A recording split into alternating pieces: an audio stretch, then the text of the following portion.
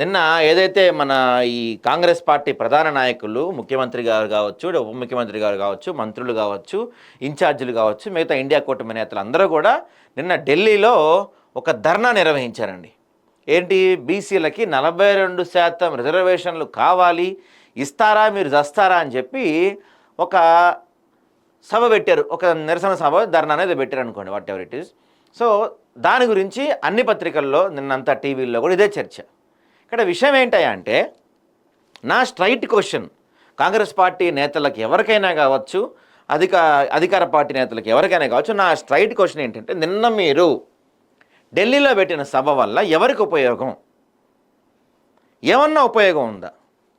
దానివల్ల 42% రిజర్వేషన్ వస్తుందా?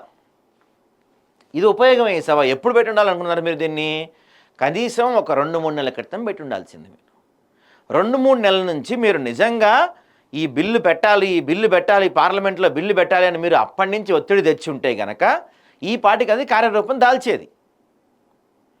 అసలు మీరు 2-3 నెలలు సైలెంట్గా ఉండి కోర్టు డెడ్లైన్ పెట్టిన తర్వాత సెప్టెంబర్ 30లోపు మీరు ఎలక్షన్స్ కంప్లీట్ చేయాల్సిందే అని చెప్పిన తర్వాత ఇప్పుడు హడావిడిగా తూతూ మంత్రంగా ఇవి పెట్టారు. మీరు హడావిడిగా పెట్టారండి. మీరు అంతకుమించి ఏమాత్రం నిజంగా ఇంత కూడా మీకు విశ్వసనీయత లేదు దీని మీద.